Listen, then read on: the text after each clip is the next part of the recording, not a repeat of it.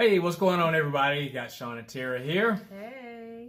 And we just want to take a moment to just share a few thoughts and ideas that we had that could hopefully help some of you guys to propel your business forward. So, yeah, what you want to start off with, love? Starting with me. One of the things that we've experienced and we wanted to share with you guys is to don't skip steps. You know, we're starting out like a lot of you. Our kids are barely at 2 years in business. And so we've been sure not to skip any steps. Like Tamara in the Raising a Mogul group, she has a lesson on being a local celebrity. And so that's something that we started out with, making sure that our kids' names are known in the local area. And that comes with doing vending events, with doing speaking events in the local area, and it's working.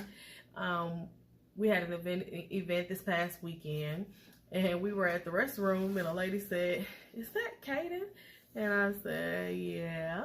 She said, "I remember me and Kaden in Philadelphia." And I was like, wow. Okay, so that's one of the examples. Another example is tell them about the one we did the grand opening.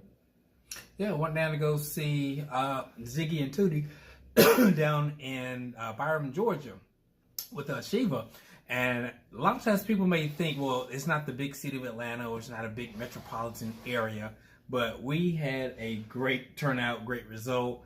Shiva did an incredible job of being able to market and what I call guerrilla marketing, which you just get out there and you pound the pavement. She was knocking on doors, had so many different elected officials were there, business owners, bank representatives, you name it. Everybody was out there. But here's the deal.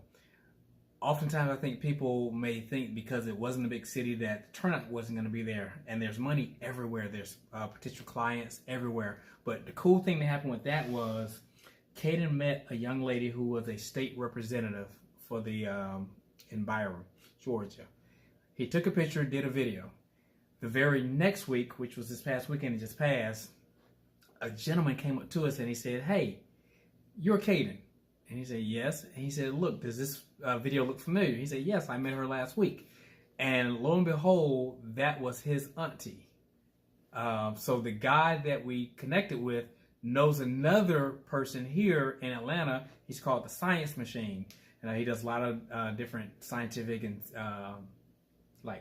vending events for children in school systems with Six Flags Corporation. And long story short, he said that I know him and I'm working with his brother, and they had just accumulated, I think they grossed like $4 million last year. And he said, "I gotta work with Kaden. I want to be able to put some projects together." So, you know, one event will lead to the next event, and you just never know who's going to be there or the influence that you can have, and just being nice to people. And me and Tamara was talking last week, and she was talking about it's important just to be nice to everybody. You just never know what opportunity can come out of it. Mm-hmm. And we have something else big coming up we can't talk about yet, but there was a lot of products that have been bought for this big event, and so we'll have that coming soon. And the power in having a group, which Raising a Mogul is our group for the kids, and because I mean there's a lot of opportunities there that everybody shares. There's things that our kids, opportunities they wouldn't have had if it wasn't for the group. And so there are times that, you know, they may have an opportunity, but that person is like, "Okay, we like your kid, but we need 2 more." And so it's always important to be visible, not just to the big companies, but like us and the people that are all in the group, because there are times where they say, "Hey, who else do you have in mind?" And I have to get together emails, but if I don't know what your child does, then I can't recommend you. And that's one of the key things too we talked about a lot, is that you got to show up for game day. You got to show up, be ready to play. You got to be on the field, be in a position where I always say, you know, have your boats in the water, because you never know when that tide's going to come in. But a rising tide raises all ships. But if you don't have your boat in the water prepared, you got to miss out. So I think a lot of times people may feel that vending events may be a waste of time, or maybe there's not a lot of people there, we're not going to make a lot of money, what have you. But the thing is, like Tamara talks about in the Ram Society, is that you got to show up consistently persistently and become that local celebrity, like you said, to where when you go into events, people recognize you. They know what to expect. But most importantly, the event planners know who you are.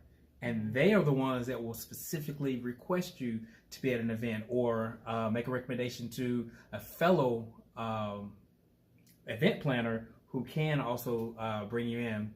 Like Tara said, there's an opportunity where people ask, well, hey, we need somebody else that can do this. But oftentimes, if we put out opportunities and we don't know if that person's going to be solid and stable, and we have to kind of wonder and guess if they're going to show up or if they're going to return phone calls or emails, if these people reach out as a result of us recommending you, then that puts us in a vicarious situation where we don't feel comfortable referring a person if it's going to affect our brand in a negative way.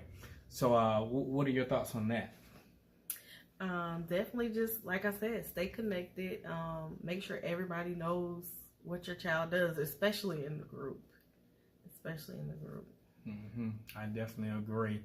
So with the vending event, what we've done, we're like in year number 2 with vending, and even though we're getting to that point where we are noticed a lot by a lot of folks, we still keep going though. We still keep doing the vending events, whether it's a big event, little event, because what happens is you meet people out of that, and there's been countless events where we cross-reference and knew other people. Mm-hmm. And know your place where you are in your business. Like, you might see somebody that's like 5, 6, 10 years down the road, and they don't have to do vending events anymore. But if you're just starting out, you need to do vending events. Mm-hmm. And even when you've kind of made it, mm-hmm. you're still doing vending events. Yes, just not as many, and they come differently because I noticed with a lot of speaking events they've gotten this year, they can set up a table. That's still vending, but that's different from going to like an event that's just all vendors. So vending comes differently.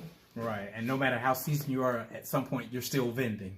Like Tara just said, if you are a keynote. So I think, what else? All I got for you, babe. Okay. Well, that's one of the things we just want to kind of put out there for folks. And I think another big thing too is, seeing your business as a business and not as a hobby. A lot of times people kind of hit and miss. You want to make sure that if you're out there, if you're doing social media ads, be consistent so that people know what to expect.